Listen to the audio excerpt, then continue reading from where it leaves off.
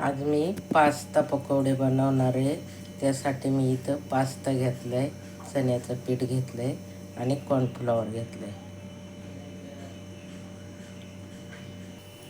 इथं कढईमध्ये गरम करायला पाणी ठेवलेले, ते गरम झालेले.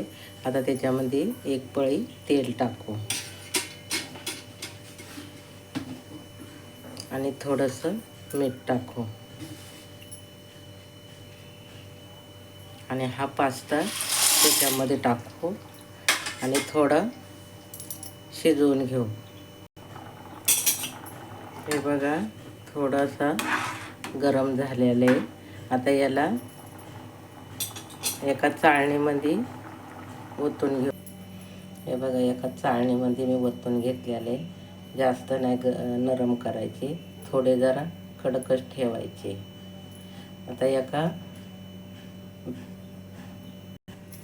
इथं मी कुकरचा डबा घेतलेला आहे. त्याच्यामध्ये आता हा शिजवलेला पास्ता टाकू.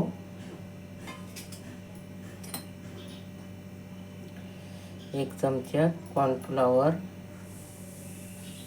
एक चमचा चणा पीठ, थोडीशी हळद, थोडा लाल तिखट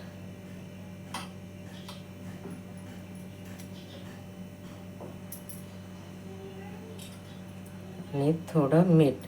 आता याला सगळं आपण एक मिक्स करून घेऊ. हे बघा, असं मिक्स करून झालेले.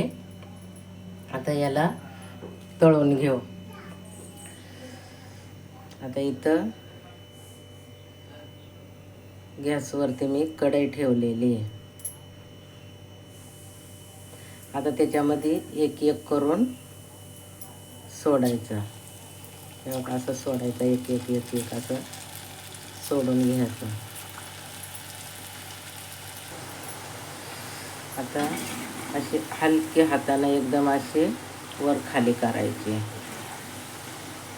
जास्त नाही हे करायचे, थोडे थोडे हलके हलके हाताने वर खाली करून भाजून द्यायचे चांगले. हे बघा, असे भाजलेले आहेत, एकदम असे कुडकुडीत झालेले आहेत. आता यांना आपण काढून घेऊ.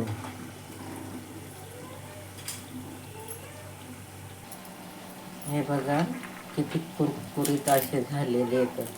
खायला एवढे चविष्ट, एकदम छान लागतात खायला.